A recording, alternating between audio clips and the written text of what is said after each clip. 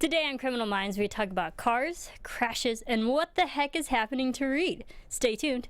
You're tuning into the destination for TV superfan discussion, AFTERBUZZ TV. And now, let the buzz begin. Hello, everybody. Hello. Hello. Welcome back to AFTERBUZZ TV. We are here doing Criminal Minds After Show Season 12, Episode 14. Feels like deja vu, doesn't it? Like haven't we been here before? I don't know. Collision Course episode. I'm your host, Marisa Serafini. You can follow me on Twitter at SeraphiniTV. Joining me, as always, I'm Michelle Cullen. You can find me on Twitter at Michelle_Cullen. And Chris Howard. Find me at Chris Howard Live on Twitter as well as Instagram. Yeah. Yes. That was good. Had to time up with the music. That was great. Great start to our show. But now what do we say? I mean, we have a lot to say about this episode. Collision Course, real quick. Quick thoughts. Michelle. I was banking so much on a Law & Order style episode last week that I was totally thrown that there would still be a case. Mm-hmm. I'm kind of glad it wasn't, though. Yeah, no, it would have been too intense if it was all Reed focused and all in a courtroom and too soon. Yeah, very Arraignment doesn't take that long. I think I just got excited at the promo. I thought it was a very interesting case, though. I thought so, too. Chris. Love the show. I thought this was a great episode, and I loved this. I loved the end. I mean, this is what I was waiting for. I was telling you, I like these surprises that just kind of shock the system. I know, and I think Criminal Minds did a great job with the preview for this episode, thinking it's going to be like all trial, and it really wasn't. The last 5 minutes were trial. We'll get there. Obviously, we have to talk about Reed, but we'll start with the regular case. I mean, the whole Reed situation is still going on simultaneously as the regular BAU gang has to go solve their case. We get from the National Transportation Safety Board the car crashes, this unsub. There have been 2 separate incidents with 2 vehicles of the same make and model that killed 2 pedestrians, or hit 2 pedestrians. And in Bradenton, Florida. Florida. But what are your thoughts of having this case with using vehicles and killing victims in this manner? Well, what city was it in again? Bradenton, Florida. I'm just messing with you. Maybe one of these times I'll get it right. I thought it was cool. I thought it was an interesting choice of weapon. I think cars have been hacked in the past on Criminal Minds for GPS locations and to turn the car on and off, but never to cause injury to another individual to such an extent as last night's episode. Yeah, and it was scary, especially the way that they were actually showing how the cars were just running, literally running over people. That was unexpected and terrifying, and also, though, in those videos of the people crossing at the crosswalk, they veer out of it right before they get hit, and for some reason that just irrationally irked me. It's not the point of that at all, but they did. They went at a diagonal line, and I don't know if it was something with editing or how they actually walked, but I found it interesting that it was in both videos. Interesting. Go back and notice that. We'll have to do that, because I didn't. But I love the concept because it's the worst fear of technology and where technology is going and the capabilities of the bad guys to be able to do things like that. And I've thought about that. They said Dick Cheney worried about people being able to hack his pacemaker for his heart. So Dick Cheney worried about a lot of things. Yeah, well, I know, but I mean, the point is that there's real technological capabilities absolutely. that are scary as hell if we really start to think about it. So I thought it was cool. Yeah, because it's the everyday things that we take for granted, and we just use it. We don't really think what other harm it could do to other people. And I felt like this could have been straight like a Black Mirror episode where like I love Black Mirror. Such a good show. If you haven't watched that show, you should. You should. I feel like that would just be the smart cars or Google Drive or whatever it is. The self-driving vehicles would go crazy and they're the killers. And that's the whole concept. That's how the writers of this episode conceived this episode. It's like just that scary notion of smart cars can outpark themselves, but they don't have the wherewithal and the morality that's within humans to know, hey, should I veer off to the left if a kid is running into the road, or should I veer if a ball like ran into the road or something? So right, humans have that, but cars wouldn't know the difference. Yeah, with driverless vehicles, and then if people can hack those suckers, and then the active observation too, that they're watching. Most people aren't even aware that, because they were saying that he was hacking into cars that either had the cell phone there or a camera, a dash-mounted camera. But there's cameras now inside the rear view mirrors of a lot of cars, and most people had no idea of that, so that they can capture the last few seconds of an accident and stuff. But those can be hacked as well. So I thought that was really interesting too, because they said the make and model of this car was the 2013 Meridian, and they said cars from 2013 to now, the technology in it is just way more advanced, that any car is pretty much hackable, or it has software within it that you can hack. They said cars 2008 to now. Oh my goodness. Made me grateful my car is older than that. That's scary. For the first time ever. I think we're walking home tonight. Yeah, that's scary, because I literally just got a new car, and I'm like, oh shoot, my car would be a victim of that. Darn it. But I thought it was an interesting concept. We definitely haven't seen it on the show. I'm scared to watch these people actually get hit by cars. I'm surprised CBS kind of It was kind of shocking. Right? It was like, I mean, we've seen other episodes where people have gotten hit, or they cut away like the last second, you hear the sound effect from the side and you see the death off screen, but never really. But the last woman fashion. that got hit, you got the crunch, as she went in and saw the body fold. Straight on impact.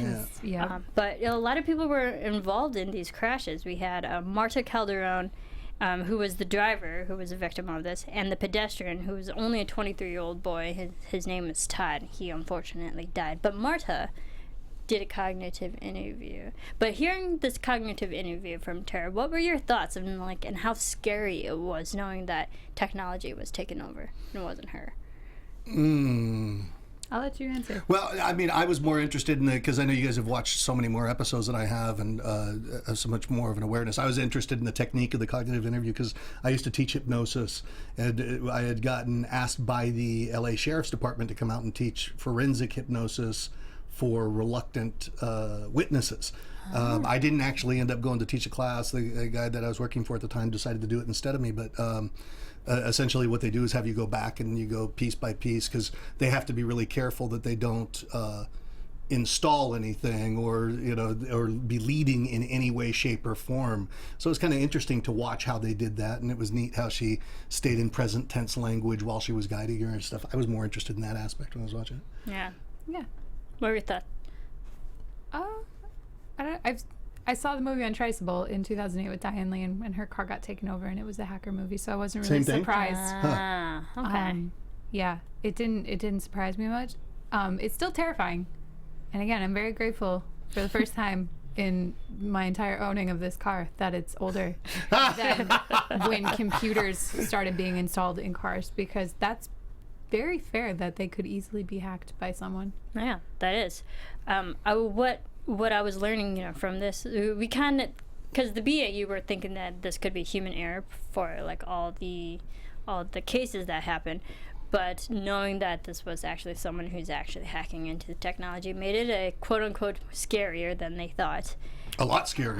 Yeah, that takes the case to a different level. And I was just trying to figure, because every time we do the victimology of every episode, it's usually like the same format for every type of person. But the fact that like each case or like each situation, it was like either a female driver or a male driver, and like the races weren't the same. No similarities. There was no similarities. There was like really no connection between the driver and the pedestrian. I think that's what they said. The only similarity was that there was no similarity. Exactly. So I was just trying to figure out like what is this unsub after, like, or what type of person is he after, and when the victimology was literally all over the board. Yeah. Until it began to evolve to where he really wanted it to be. It was kind of like he was playing with it and learning almost to take it in a certain direction. Yep. He kind of took video games and his passions to become a real life outlet, to which is scary level. Which is not the first time we've seen that on Criminal Minds. No, it's not. It wasn't the focal point in this episode. It was just kind of an aside of, and this feeds into the profile, but we're not going to focus on these as part of the development necessarily. Yeah, and then the other situation that happened at the beginning of the episode, you had the driver Mark Kelling and the pedestrian Meredith Cotellis. So, these 4 people involved in the case that got us all started, like none of them are related, and they're all different. But we did find out that these 2 situations were really just trial and error for the unsub, and they were just victims of opportunity, which just is really sad. You know, like they die for nothing. What about that radio station? I didn't get that. They kept the WUKO. That's where he used to work. Yep. 98.2. Oh, so he worked at the radio station. Yes. That's what he had on his license plate. That was his and license. that's what he was turning the radio Yes. stations to in each of the cars. Mm-hmm. Yes. Okay. Yeah. What did it have to do? But it didn't have anything to do with the bigger picture of the woman that he was after. It was just his MO. No. Yeah, Just kinda I his think thing. it was like his signature Yeah. on it. That was his name. That's what he's known for. Got it. For working at WUKO. Yep. Wooco. WUKO. Not quite a wacko, 90. but close. Close. Super close to that. But and then unfortunately we had the 3rd time with Tim Dillinger and Veronica, who was at the wheel. That was That scary. Poor Tim. He died. And the driver. He died. just reading died. through the facts. Veronica. He died. Veronica also died on site. That was Oh. a hard collision. That just She had no chance. hurt my heart to watch. That was the cutaway moment that they do often, where you don't have to see the carnage, but you know it happened. But it happened. High speed car. Impaled her. Impaled her. Literally impaled. Most likely cut her in half. Probably, yeah. That's Yes. good timing. That's a Very great nice. sound. We should do that at every death. There's too many. I There's know, too I many. know. I get sick of that sound. Yeah, especially in this yeah. episode. But poor Veronica, that was not good. But from this, we learned that Veronica's situation, that he has a more targeted victim. Like there's a certain type of person he's after, and it's more categorized. And they of course deliver the profile. They call it sadistic symphophiliac. That was a new one for me. I have not Yeah. heard of this. Nope. Symphophiliac? Symphophiliac. Somebody who gets sexual gratification from setting up and watching tragedy. Yes. Sexual arousal from staging and watching disasters. You know, like how arsonists like watching fires. It's kind of like the same case, but for disasters. Got it. Yeah, so they take great pleasure in watching the terrorized. But there's a sexual component to it. There's not they get off necessarily on it. there's not necessarily sexual to arson, though, right? I would, No. I would assume. I mean, It might not, turn not them for this on. particular Light them up. unsub. Not for this particular unsub. But he also enjoyed the terror of the drivers and and watching the actual impact of the cars being. How horrendous is that? Killing Can you even people. imagine having a psychology that would be? I can't. That's so far removed from It's quite normal. messed up. It's quite messed up. Yeah, sadistic symphophiliac. Interesting. Say it like 3 times fast. I've already said it twice, so I'm good. Yeah, but we find out he's hacking all the traffic cams because they're just everywhere. And what did you think? Because Prentice is not really on this case, she's back in Washington, D.C. dealing with Reed. But we got Penelope joining along for the ride and how she added to this episode. I love her color and her character and just her character spirit in this, because it adds that very necessary lightheartedness to otherwise incredibly serious situations. Very true. We love her here. She's our favorite. Yeah, she's fun. She was awesome. She was awesome in this episode. Yeah, she just she's the only one who can really kind of go into the caring and oh my God, she was just a serial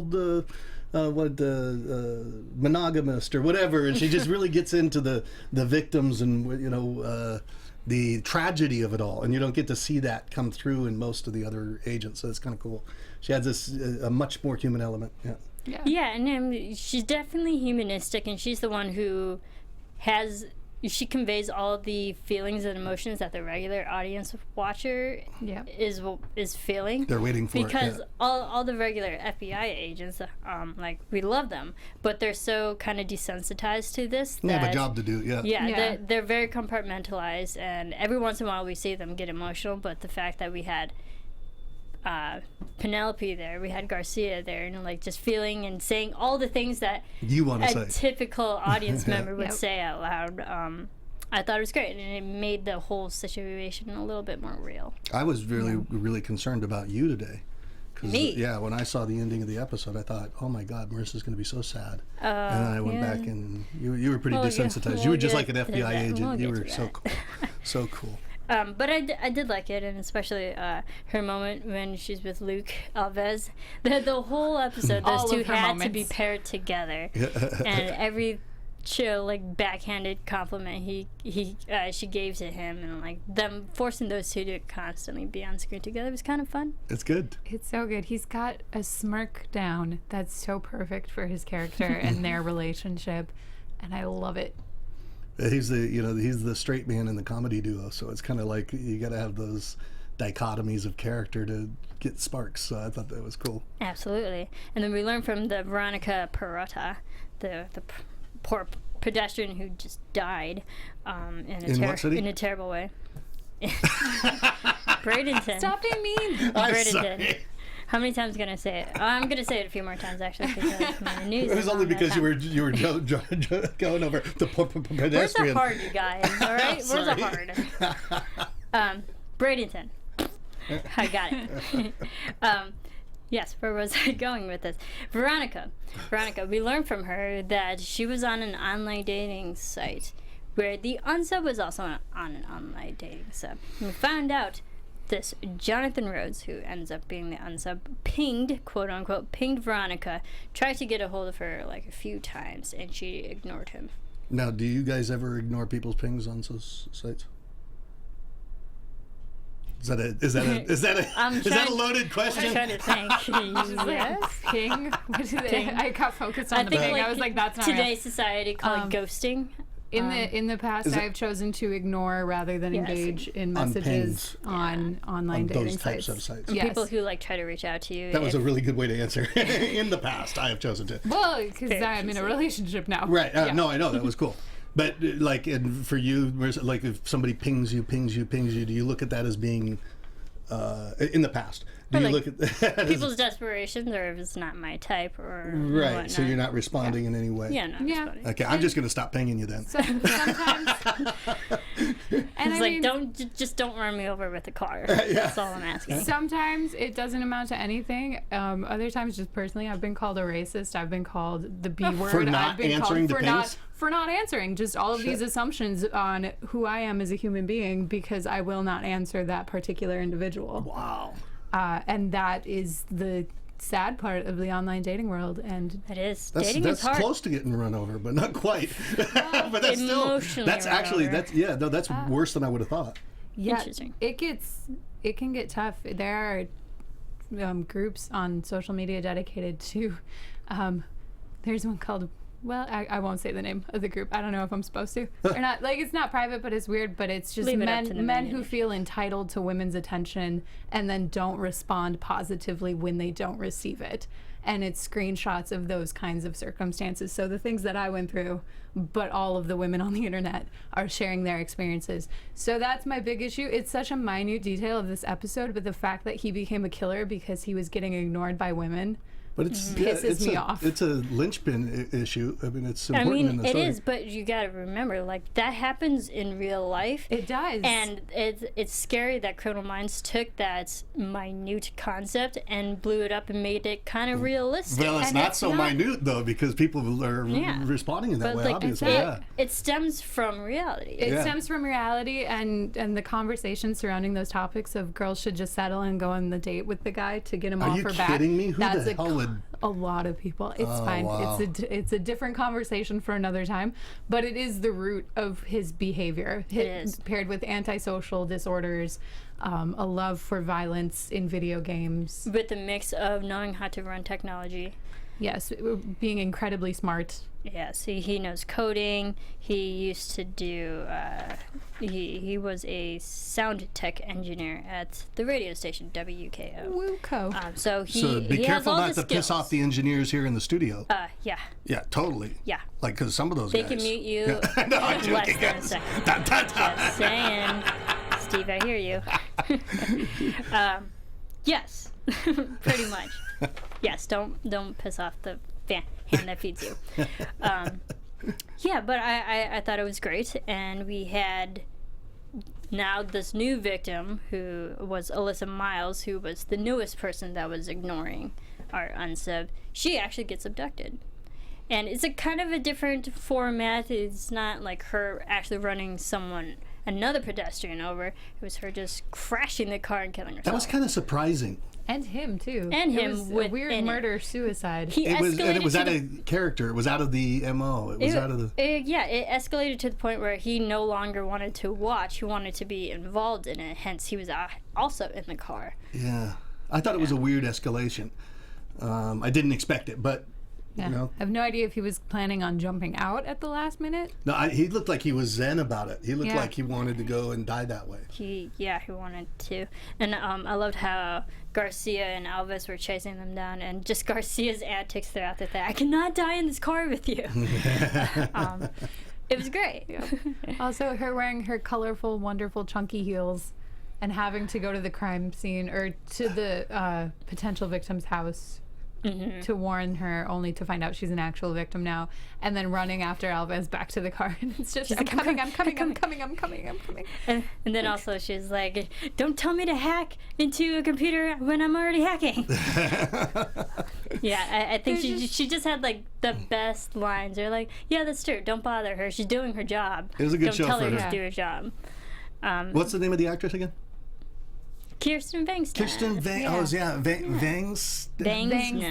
Vang's Nest. It's like Fang's Nest. That's what I gotta remember. Vang's Nest. Yes. I will say Garcia and Morgan had this unconditional sibling love, and this is unconditional sibling rivalry, and I love it. I agree. It's more like they're just stuck together and they have to deal with each other. Deal. Poor Luke, he doesn't deserve it because he's also just doing his job. He's like, go find this place, and she's like, I'm already doing it. Don't look at me while I'm doing it. It's like he's just. But then they even had that sweet moment where he was rubbing her shoulder and comforting her. With Reed. Yeah. They're fun. I know a lot of people aren't too thrilled that like Garcia and Alves are always together, but they're kind of fun together. Yeah, they're completely dynamic from Garcia and Morgan, obviously, but it's another fun dynamic to watch. Yeah, I agree with that. I think. So that was the more kind of slightly comedic on her end, but we finally get the unsub. She manages to hack into his computer, slow the car down. They don't crash, and she lives. Here's that whole scene. She's like, yeah. I don't know, he's so good. And she's like, you're better than him. I was like, yeah, Alves. It was like her Jedi moment, you know? He's like, you're better. You're the freaking FBI. Like, you're better than this. You're not just the FBI. You're guy. Penelope. Yeah, so Alyssa lives. They get Jonathan Rhodes. I'm glad people kind of lived and survived after this. So that was kind of the. I mean, I don't want to like sound mean. It was a great case. But every time I'm watching this case, I'm like, can we just go back to Reed? Right. Yeah. Well, that's the thing. They were carrying two storylines, and they knew that we were most interested in the other, but they needed to find a storyline that was, robust enough to bring us for the ride, knowing that we wanted those glimpses of what was happening with Spencer. Yeah. And it is showcasing that the BAU and the FBI are not behind Spencer, and he is on his own, and they are expected to keep working as normal. That's true. It's really sad. Yeah. Well, let's get to Reed, Spencer Reed, literally in the doghouse right now. But he's trying to get representation. Prentice has a friend, Fiona Duncan, to represent him. What were your thoughts on Fiona and how she handled the case with Reed? I would never want to go up against her in court. Yeah, scary. But that's exactly what you want representing you there, too. She's a Scary formidable, good. confident, competent woman. Yeah, she played it well. I liked to see the fact that she played it well. I liked to see the fact that she was testing him, saying, if you killed her, we can work with that. Talk to me. Tell me the truth. Don't lie to me. Yeah, it was just very cut and dry, and I liked it. Yeah, I'm not here to judge you. I'm here to do my job. I'm here to represent you, whether you killed her or not. Yeah, she gave him every opportunity, if he really did commit the crime, to speak up. You know, and that's what she needs to do. She has to know that she's working with the facts. Yeah.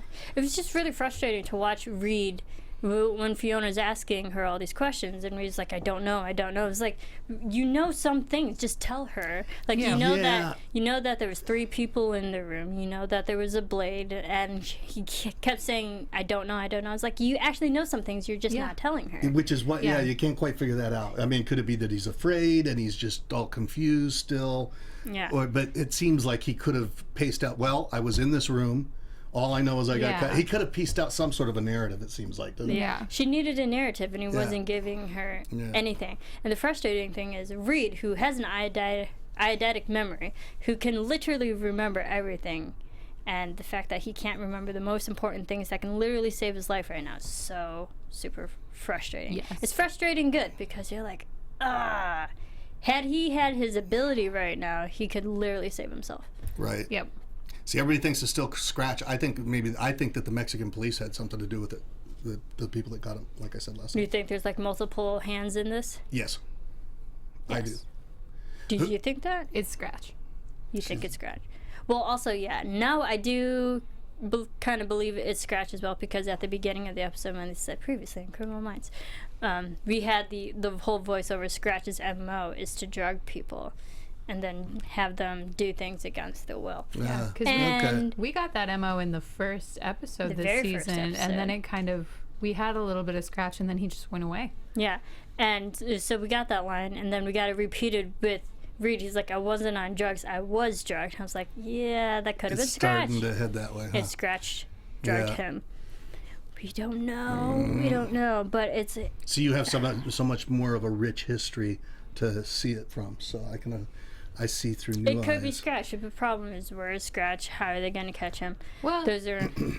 I also read an article of an interview that Erica Messer did, talking about Spencer's new character arc and how it's going to carry to the end of the season, and how everything is going to kind of wrap up around episode 22, which would include Scratch and would include Spencer and does include Spencer's mom. So that's cool. See, I'd like him to stay in prison. Erica Messer said those things. Yeah. I'd like him to stay in prison. I'm already thinking the worst. This is terrible. But you know what could be cool is they started, we have new characters that have been coming in. They've started bolstering it up. Maybe it's to have them get picked out one by one by one. That's not a good idea to keep a show's longevity going. That's terrible. That's the opposite. Well, of a but good in idea. different ways. Like, he's going to prison. That doesn't mean he's written out of the show.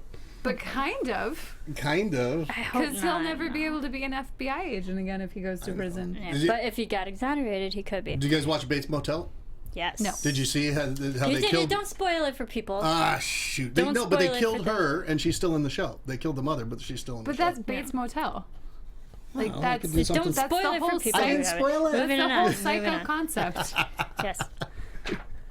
This is Criminal Minds, guys. Okay, so we learned that, Reed is pretty much, they give him an offer. It's 2 to 5 years.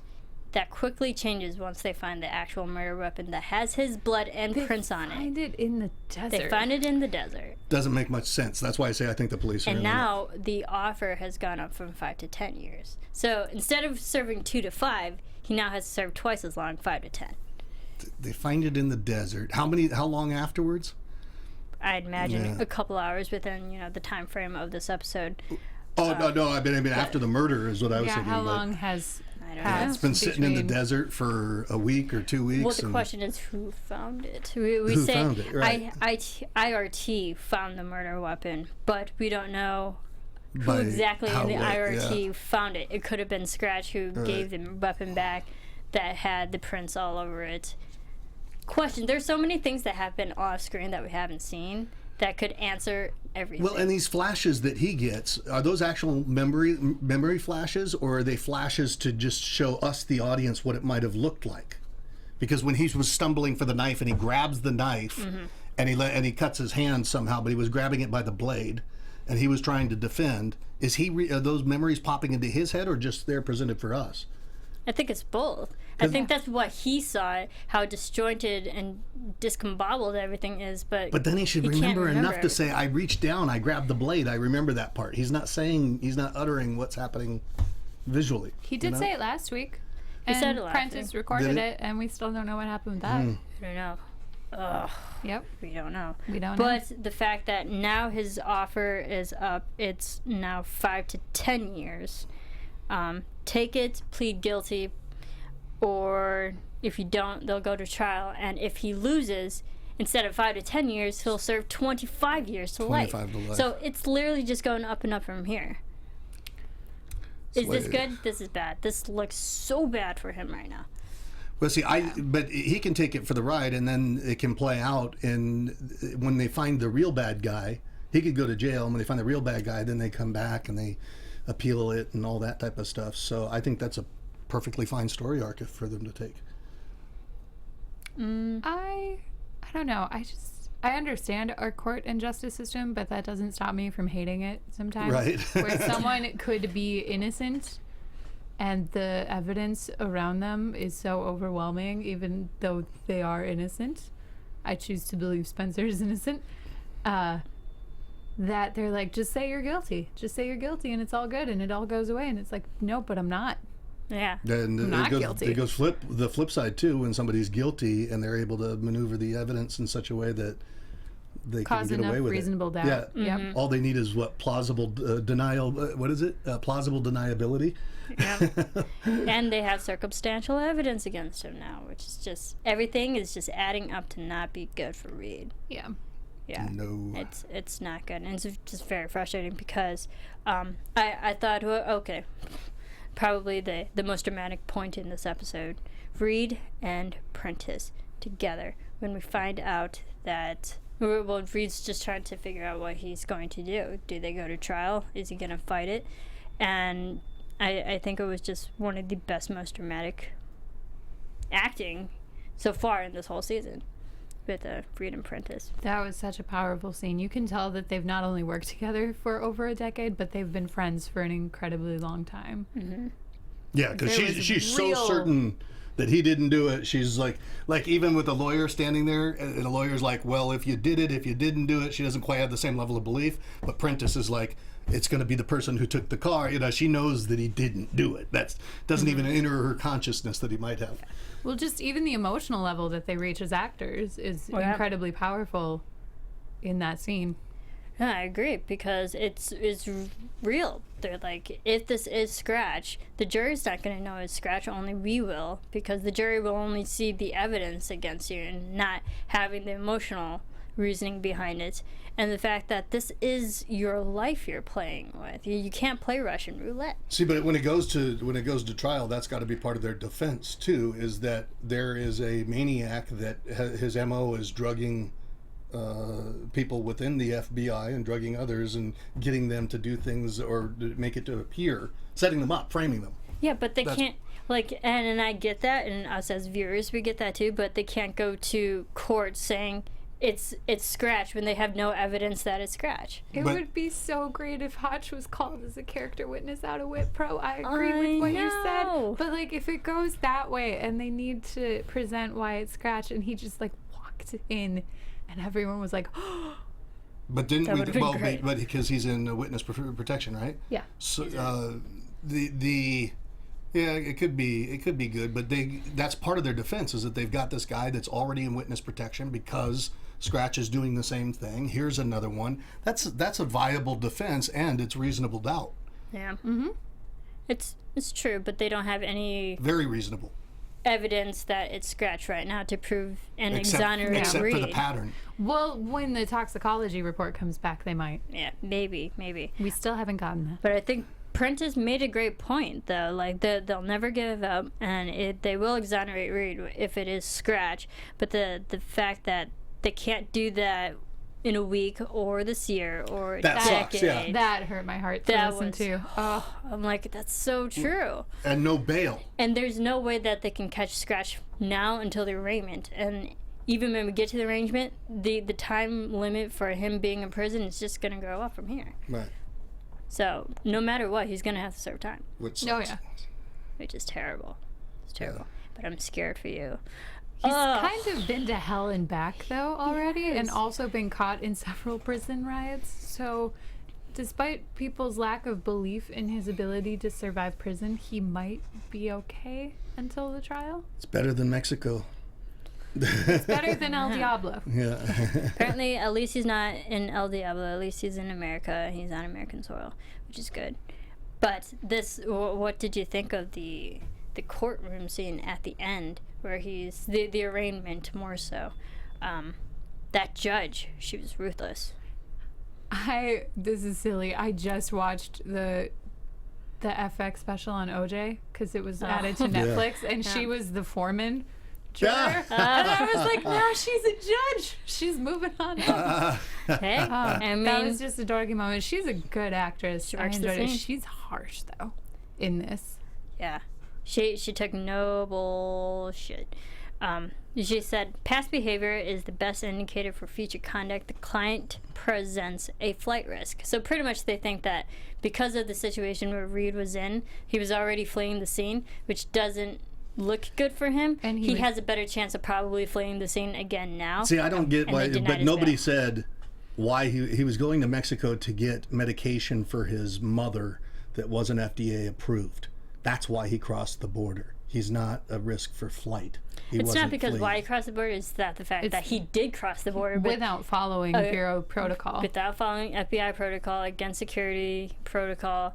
Like, to get medication for his mother. It doesn't matter like why he was there. The fact that he did it is what bothered. I mean, how he did it is what they're looking at. Yeah, I suppose so. But it's like, I think that point would have made more of an impact. It might not have. It might not have made one iota difference. No. But it doesn't show that he was acting in ways which were criminal. It shows that he was acting in ways that were supportive of his mother, in my opinion. But yeah, I mean, you can look at it that way, but in their eyes, it looks like he's not a trustworthy person right now. Right. Yeah. And he's an FBI agent who knows better, and he went against protocol. And the fact that he did this once, he could probably do it again right now. Therefore, posing as the flight risk, his bail is denied. Okay, Judge. He is an... I don't want Reed to be in prison either, but he's going to prison. Yep. And the trial is probably going to be a long process. So he's going to be there for a few months already now.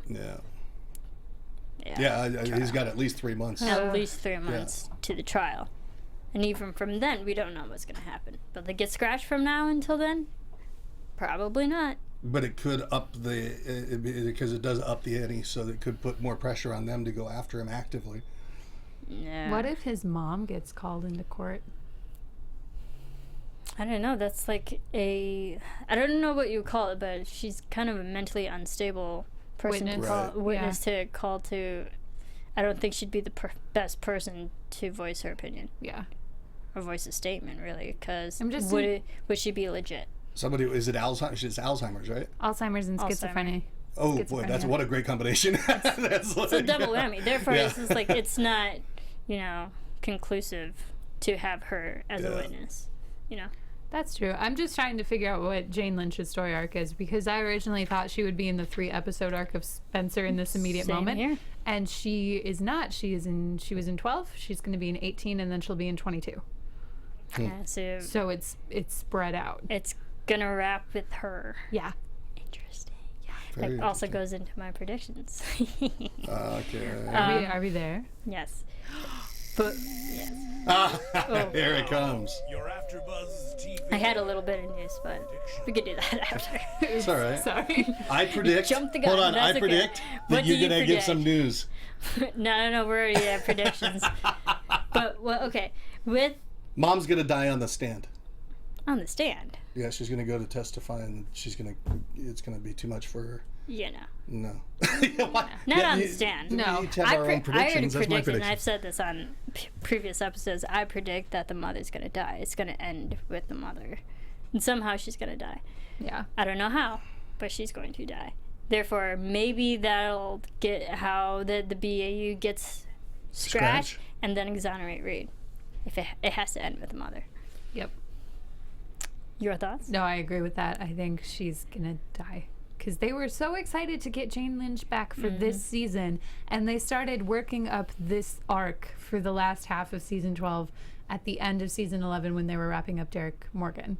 Yeah. like Erica and Kirsten and Matthew got together and thought about this moment where it's like, Reed's gonna go to prison. Let's see what else can happen here. Well, yeah, what do you think is going to happen to Reed while he's in prison? I'm learning not to trust the promos for my predictions. Right. Because I was all about that Law and Order style episode. I don't think. God, wouldn't it be wild if he got roughed up? If I get that at all, it's going to be the end of the season. I think he's going to do fine. I think he'll be mentally tortured, but that's about it. But I think it would be a bold choice if he got roughed up. That would be kind of. Yeah. I like those things. Yeah, I think the only way Reed can survive in prison is he actually uses his smarts and intelligence. Yeah. That's the only way he can survive because he's not cut out to be in prison. But he's not a tough guy. No. I feel really bad for JJ. Just and going through he's this. pretty too. Yeah, he's sure. But like JJ, and then her concern for him throughout this whole episode, and even talking to his mother and trying to console her, which is she knew something was going to be bad. She's concerned for her best friend, and I just felt for her. So we kind of went out of order, but I do have one piece of news and gossip. AfterBuzz TV News. Okay, so the set for this episode, Bradenton, Florida. You said it right. I said it. Yeah, it was a special location for the show. Executive producer Erica Messer. For those who don't know, yes, the story was set in Bradenton, Florida, but they were actually originally going to pick a Gulf Coast town in Florida because it's easy to have LA look like Florida, in the sun and that type of weather. But they used a different city because Erica Messer is actually familiar with the town of Bradenton, Florida, because her brother is an assistant chief of the police department there. Oh, wow. Yeah, so Erica has actually traveled back and forth as she's spent holidays down in that area, and she's like really accustomed to that. It's like going home. Yeah. She got to visit the family at the same time. Yeah, she flies back and forth. She's very familiar with the area, so they use that as a setting for that. And she said the writer of this episode, Stephanie Sengupta, came up for the episode plotline, with we mentioned it a little bit earlier, but the whole theory that, smart cars that drive themselves and park themselves, wouldn't be terrifying if your car became a weapon. And that was essentially what happened with this episode. That's good. It's incredibly scary. And even the Bradenton Police Department, the real department, posted to Facebook on this Wednesday that it aired that this episode was going to be located or surrounded their town, and they liked it. Help from them by the BAU. They got a thumbs up from the police department. Yeah. So even the location of this episode was based on it's a real place. That's nifty. Good. What's it called again? Bradenton. Bradenton, so Florida. I've said that like 20 times. 20 times. How many? Because should have made that a drinking game. But thank you everyone for tuning in and listening. This was a great episode. More to come because Reed is now in prison, unfortunately. Oof. In the meantime, where can everyone keep following you? Reach out to me, Chris Howard at Chris Howard Live on Twitter and Instagram. And then to my right is the lovely one and only Michelle Cullen. You can find me on Twitter at Michelle_Cullen. And you can follow me on Twitter at Serafini TV. You can follow all of us here on Twitter, Facebook, Instagram, all those fun social media platforms at AfterBuzz TV. Keep rating, keep commenting, keep subscribing. You guys in the live chat are great. Yeah, Reed doesn't belong in prison. I completely agree. And who knows what's going to happen now? I think it's Scratch now. I officially think it's Scratch. So, we'll see. And thanks everyone for tuning in. We will see you next time. Ciao. From executive producers Maria Menounos, Kevin Undergaro, Phil Svitek, and the entire AfterBuzz TV staff, we would like to thank you for listening to the AfterBuzz TV network. To watch or listen to other after shows and post comments or questions, be sure to visit AfterBuzzTV.com. I'm Sir Richard Wentworth, and this has been a presentation of AfterBuzz TV. Buzz you later. The views expressed herein are those of the hosts only and do not necessarily reflect the views of AfterBuzz TV or its owners or principals.